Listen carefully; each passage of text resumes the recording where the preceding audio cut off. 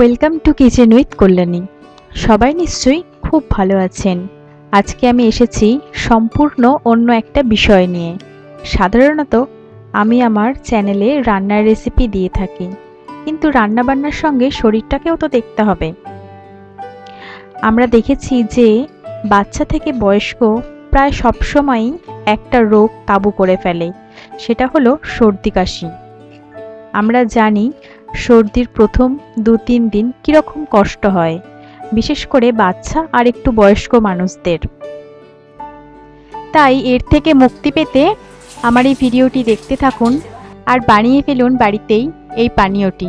দেখুন কীরকম ম্যাজিকের মতন কাজ হয়। এটা বানাতে যা যা লাগবে সেটা হলো বাসক পাতা 4টে নিয়েছি আমি, আর নিয়েছি 7টা লবঙ্গ, 7টা কালো গোলমরিচ আর 7টা তুলসী পাতা। আমরা জানি বাসক পাতা আর তুলসী পাতা সর্দি কাশির জন্য কি পরিমাণ উপকারী, আর এগুলো আমাদের সমস্ত ইনগ্রিডিয়েন্টসগুলোই আমাদের বাড়িতেই পাওয়া যায়।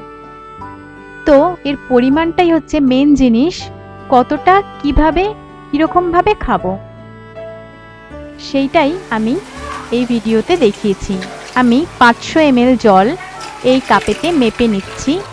আপনারা আপনাদের জায়গা অনুযায়ী মেপে নেবেন 500 ml জল।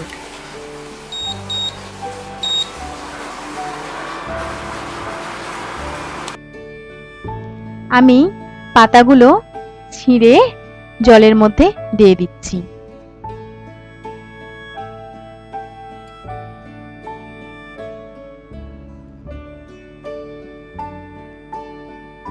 এবার এর মধ্যে দিয়ে দেব আমি 7টা লবঙ্গ,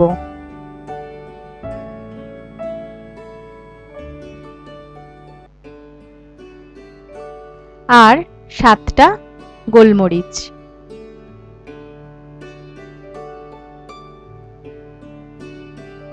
এই প্রত্যেকটা জিনিসেরই একটা নিজস্ব গুণ আছে। এবার দিয়ে দিচ্ছি আমি তুলসী পাতাগুলো, কিন্তু এগুলো যখন একসঙ্গে মিশে যায় তখন এর গুণাগুণ ক্ষমতাটা আরো বেশি বেড়ে যায়। আর এটা যদি সর্দির প্রথম দিকেই একদম যখন নাক থেকে জল ঝরছে সেই সময় যদি খাওয়া যায়, এটা তো একদম ম্যাজিকের মতন কাজ করবে। এটা আমি 20 মিনিটের জন্য ফুটতে দিয়েছিলাম,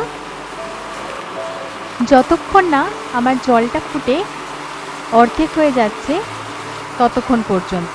মানে 500টা 250 হতে হবে, আর যদি 1 লিটার হয় তাহলে ওটা 500 হতে হবে, আর বাকি ইনগ্রিডিয়েন্টসগুলো ডবল হয়ে যাবে।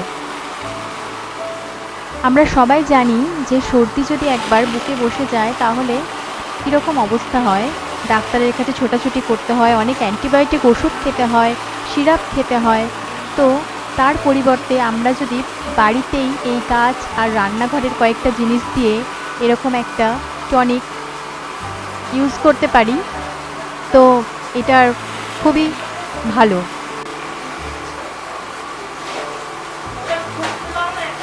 আমার জলটা ফুটে অর্ধেক হয়ে গেছে, আর এর কালারটাও চেঞ্জ হয়ে গেছে, একদম সর্ষের তেলের মতো দেখতে পাচ্ছেন। এটা কিন্তু এরকমই হবে কালারটা।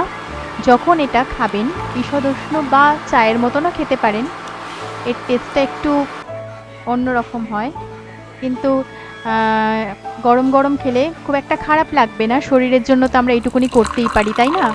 তো এটা যখন খাবেন তখন 1 চিমটে নুন ওর মধ্যে দিয়ে তারপর খাবেন, হাফ কাপ করে 2 বার। আর যাদের হাই ব্লাড প্রেশার আছে তারা কাঁচা নুনটা অ্যাভয়েড করবেন, আর বাচ্চাদের ক্ষেত্রে হাফ কাপটা আর একটু কম পরিমাণে। তবে ওরা তো খেতে চাইবে না, বায়না করবে। দেখবেন তাও ট্রাই করে যদি খাওয়াতে পারেন তো উপকারটা কিন্তু পাবেন একদম ম্যাজিকের মতন। কি যে ভালো উপকার হয়, এটা আমরা বাড়িতে ইউজ করি, তো আমারও বাচ্চা আছে, তো ভীষণ ভালো উপকার হয়। তবে সদ্যজাতদের জন্য একেবারেই নয়। আমার এটা রেডি হয়ে গেছে।